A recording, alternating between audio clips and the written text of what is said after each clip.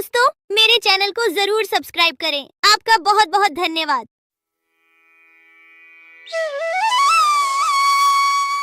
बहुत साल पहले की बात है। लक्ष्मीपुर में एक विशाल हरा भरा जंगल था। उस जंगल का राजा था शेर सिंह, एक चालाक सियार। शेर सिंह का मंत्री था। एक दिन सुबह शेर सिंह नींद से जागे और आंख मलते ही जैसे ही बाहर आते ही उनके नजर गुफा के बाहर सोए हुए एक बिल्ली के बच्चे पर पड़ी। बाहर खड़ा होकर शेर सिंह दहाड़ लगाता है और उस दहाड़ को सुनकर बिल्ली का बच्चा जाग गया। वह बहुत डर गया और वहां से भाग गया। फिर शेर सिंह सियार को साथ लेकर जंगल में चला गया शिकार करने के लिए। पूरे दिन दोनों शिकार करने के लिए जंगल में घूमते रहे, लेकिन शिकार तो दूर, शिकार के दर्शन तक नहीं होते। फिर दोनों शाम को निराश होकर घर लौटे। उस रात शेर सिंह को भूखा ही सोना पड़ता है।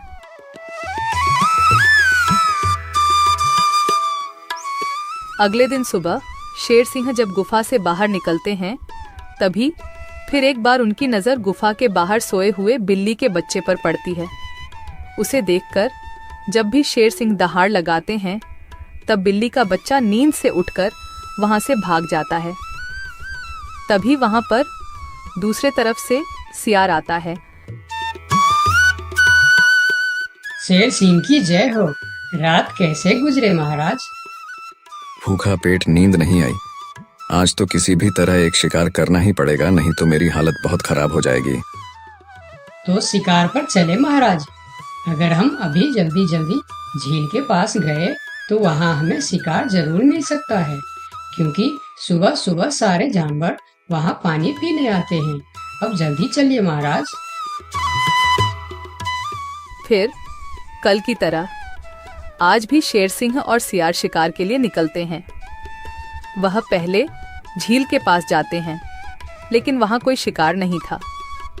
फिर दोनों पड़ोस के जंगल में भी घूमकर आए, लेकिन वहां भी उन्हें कोई शिकार नहीं मिला।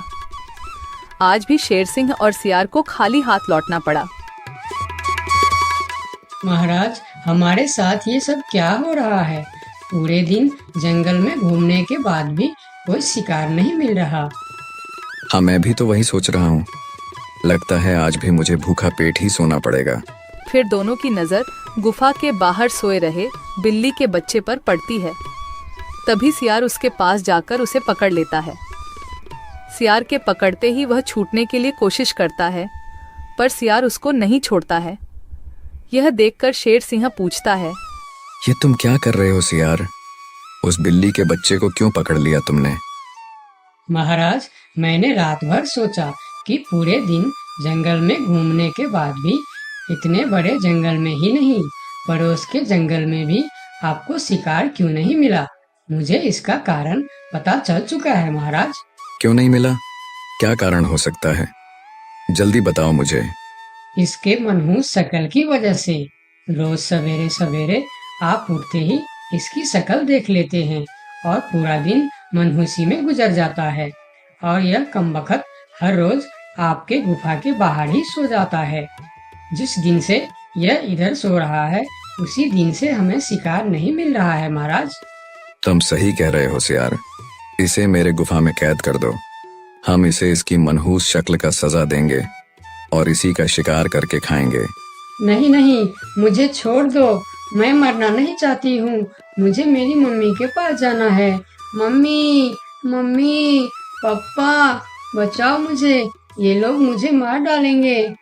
सियार बच्चों को लेकर गुफा के अंदर चला जाता है और बिल्ली का बच्चा जोर जोर से चिल्लाने लगता है, नहीं नहीं, मुझे छोड़ दो। मुझे मेरी मम्मी के पास जाना है। अरे, ये तो हमारे बच्चे की आवाज है। लगता है उसे कोई पकड़ लिया है। हाँ, ये हमारे बच्चे का ही आवाज है। लगता है वह कोई मुसीबत में है। आवाज तो शेर सिंह की गुफा की तरफ से ही आ रहा है। चलो चलो, चलकर देखते हैं। ये कहकर दोनों शेर सिंह के गुफा के सामने जाते हैं। शेर और सियार गुफा के बाहर ही खड़े थे। तब बिल्ला ने शेर सिंह से बोला, हमने अपने बच्चे का आवाज यहाँ से सुना है। क्या आपने उसे देखा है महाराज? अच्छा तो तुम दोनों हो उस मनहूस शक्ल की माँ बाप। मनहूस शकल, ये आप क्या कह रहे हैं महाराज? हाँ, उसका शकल मनहूस है। 2 दिन से शेर सिंह उसका शकल क्या देख लेते हैं। उन्हें दिन भर शिकार भी नहीं मिलते। 2 दिनों से महाराज भूखे सो रहे हैं। आज उसे उसकी मनहूस शकल की सजा जरूर मिलेगी। नहीं नहीं, मेरे बच्चे की शकल मनहूस नहीं है, उसे माफ कर दीजिए महाराज। नहीं नहीं, ऐसा नहीं हो सकता। मैं एक बार जो बोल दिया सो बोल दिया। तुम्हारे बच्चे का शक्ल मनहूस है तो है, अब उसे उसकी सजा जरूर मिलेगी। अब तुम लोग जाओ यहाँ। फिर दोनों वहां से चले जाते हैं। दोनों बहुत परेशान होकर जंगल में घूमते रहते हैं। वह जंगल में कई जानवरों के पास इस उम्मीद लेकर जाते हैं कि कोई उनके बच्चे को बचाने के लिए मदद कर सके। वह पहले हाथी के पास जाते हैं। हाथी भैया, शेर सिंह ने मेरे बच्चे को मनहूस कहकर पकड़ लिया है। आप कुछ भी करके मेरे बच्चे को बचा लीजिए। नहीं नहीं, मैं शेर सिंह से पंगा नहीं ले सकता। तुम दोनों किसी और के पास जाओ। मैं यह काम नहीं कर सकता, मुझे माफ करना। फिर दोनों बैल के पास गए और उसे भी सारी कहानी बताई, लेकिन बैल भी शेर सिंह से पंगा लेने से मना कर दिया। फिर दोनों निराश होकर वहां से आगे की ओर चले गए।